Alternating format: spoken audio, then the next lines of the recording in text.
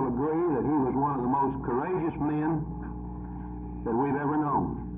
And he ran an efficient, disciplined office, and I know that I speak for everyone in county government that we certainly will miss him.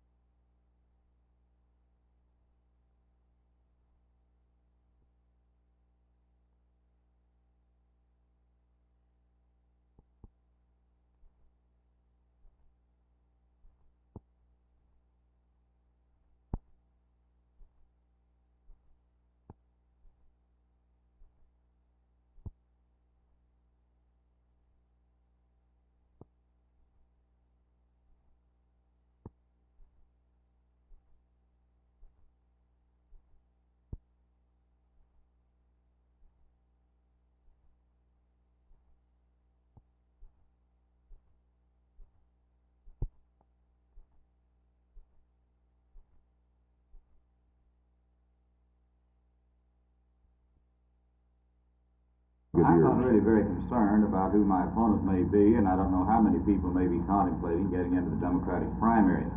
I've been conducting, or I will conduct my campaign if I decide to run for re-election on a positive basis, pointing to what I've done and to the leadership role that I of late have been playing in the Congress. But you and the former Senator Yarborough were colleagues for almost a decade in the Senate. If he should make it into the race against you in the general election, what is your thinking about that against an old colleague? Oh, that's a very iffy question. As I say, I will conduct a positive campaign based on what I conceive to be the burning issues of the day, without reference to who my opponent might be. What do you see as the burning issues of the day? Well, I think that the most important thing is going to be the economy overall and various aspects of the economy, particularly as economic matters affect the state of Texas. And so I think that's what we'll be talking about mostly.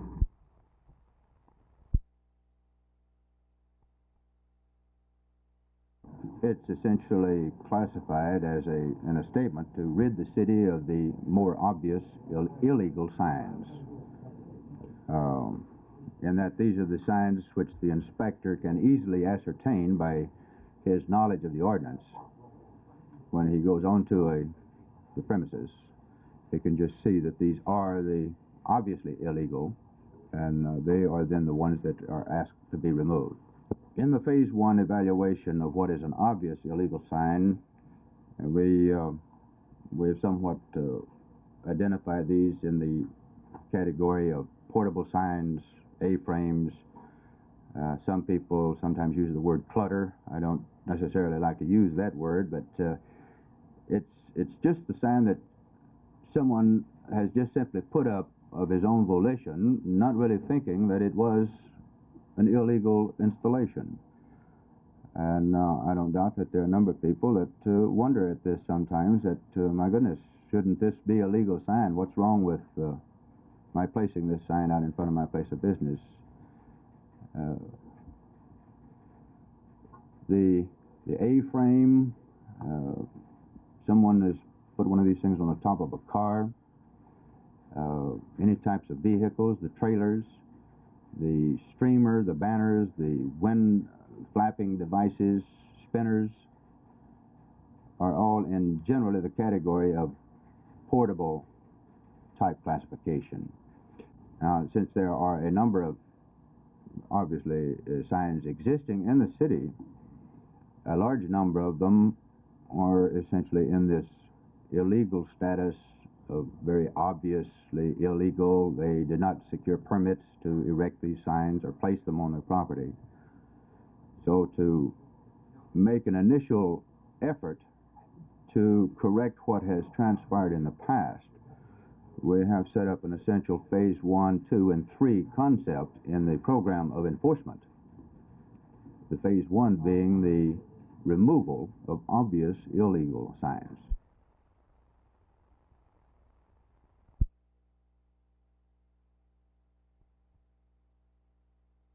A seemingly beautiful gold watch, complete with all the latest features, including a calendar and waterproof. All retails for $8. Something for nothing. It's one of the biggest con games in town. Detective Charles Rogers of the Dallas Police Department investigates these swindles daily, from fake jewels to phony watches. On the average, Rogers says, some 200 or more pigeons, as they are called by fast buck guys, were taken during the Christmas holidays alone with these bargain watches. Rogers says the person is approached and offered a seemingly expensive name-brand watch because the dealer is in need of fast buck and must let these watches go. One of these pigeons is Dallas businessman Morton Glazer. He is one of the better-natured bargain hunters. I asked Mr. Glazer how he happened to come upon his find. Well, this bargain Bulova happened upon in a shopping center. A shady-looking character came by, knocked on the window of my car and said, "Say, man, I need some money to get out of town." And he showed me this watch in a nice case marked $150. I said, "I don't need the watch, thank you," and I drove away. As I got around the parking lot, he stopped me again. He says, "Say, man, I need the money real bad. $35, please." I said, "No, all I got is $12. He says, "Sold."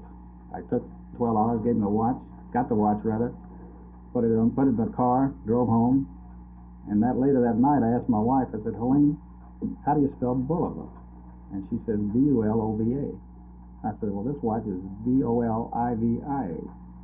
So I think I was the pigeon. I see the watch is running. Do you have any hard feelings about it? No, I think I've had more than $12 worth of laughs out of it. You can ask quite a few of my friends, and the watch does run. Detective Charles Rogers has investigated many of these swindles for the Dallas Police Department. I asked Detective Rogers if this peddling is illegal. These people, when arrested, are brought to our office and arraigned and filed on for these theft by false pretext, misrepresenting the value of an item. Is there anything that can be done? These people will hit you in shopping centers, parking lots, and downtown areas. Be wary of them. Do not buy from people off the streets. Go to reputable businesses or established businesses, and do not buy from people on the streets. So as Confucius might say, beware of a man bearing a hot bargain. This is Donna Witkowski for Channel 8 News on the Move.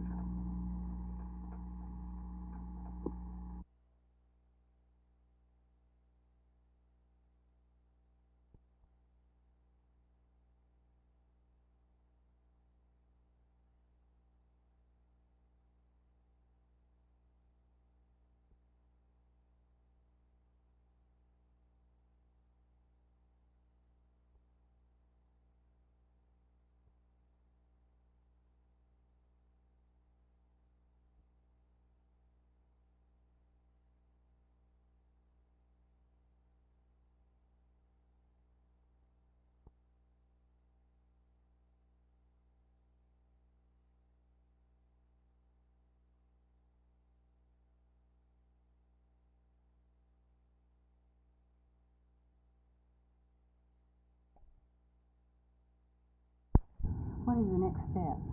Well, we have to wait to hear from the court as to what their decision is, and that will probably be within the next anywhere from 2 weeks to 2 months. Do you think that they will probably find a compromise between the two plans? I really don't know. I'm of the personal opinion that in all likelihood they'll send it back to Judge Brewster and probably almost rehear it. That's the one I'm afraid I'll hear, but I don't know. So you're not very optimistic?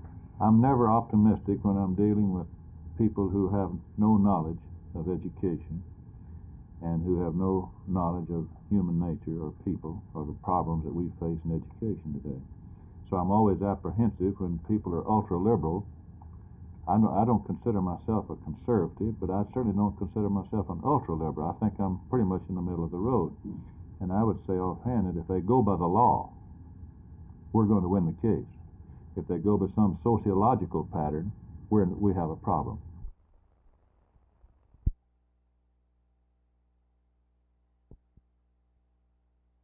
I was standing beside the ditch there. I handed Mr. Taylor a lining bar to bust through the main pipe with just to tap the line in for the lateral end. And as soon as I stepped back from the ditch started caving in on me. I ran over there to the house to call the fire department. Then after we got back, went down there and tried to dig him out. The rock was too heavy and too thick, but soon we couldn't dig him out. So when we got through with that, the fire department got there. That's about the way it happened.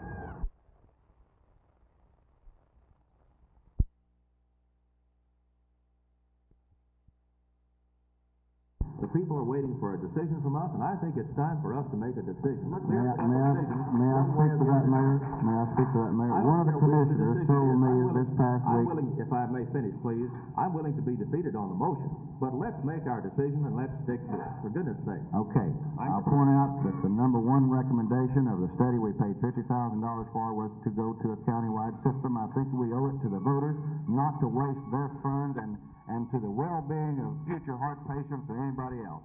If you want to get emotional, let's get emotional. I'm tired, To try one more time to talk to the council. May I finish my statement, Mayor, without interruption? To try one more time to talk with the commissioners, and that's all I'm asking. No, Councilman Allen. No. All right, now, now the motion is Mayor Pro Tem Holland's motion to accept bids from various areas. Not to abandon the possibility of the city taking over, but to advertise for bids from...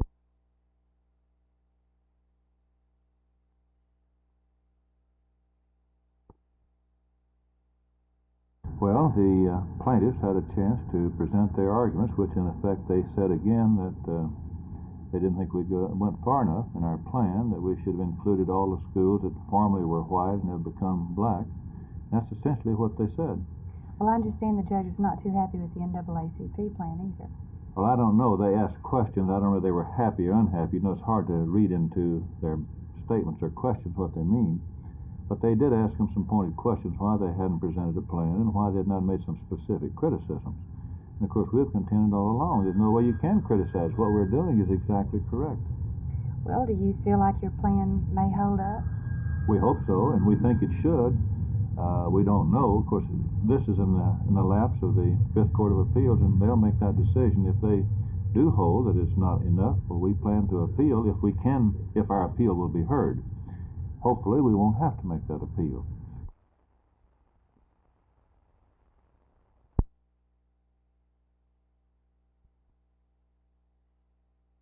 More than 15,000 Baptists are crowding into downtown Fort Worth today for the 1972 Texas Baptist Evangelism Conference, which begins this evening and runs through Wednesday.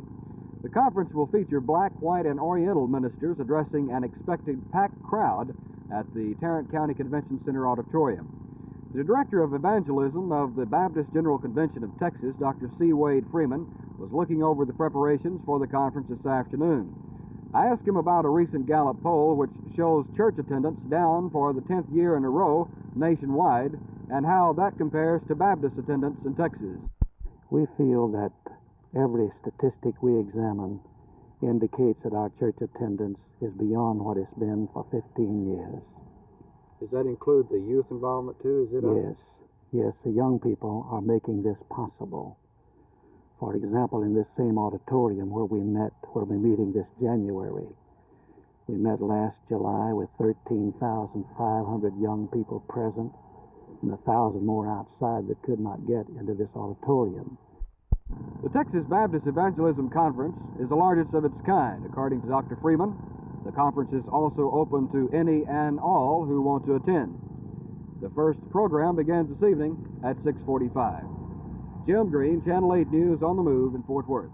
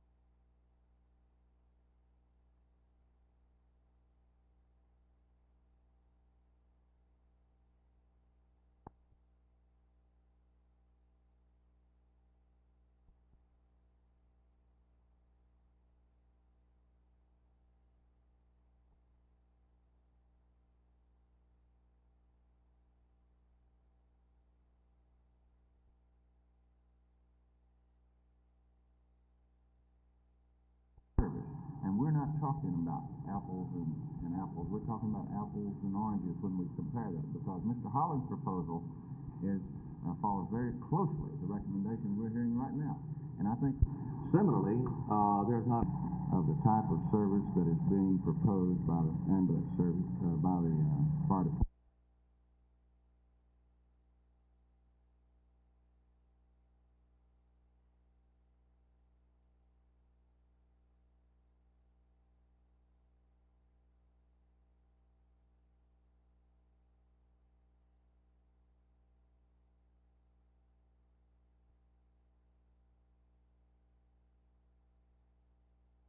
Red,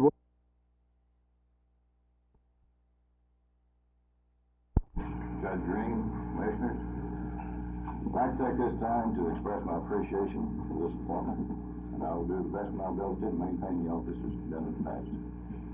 Thank you again.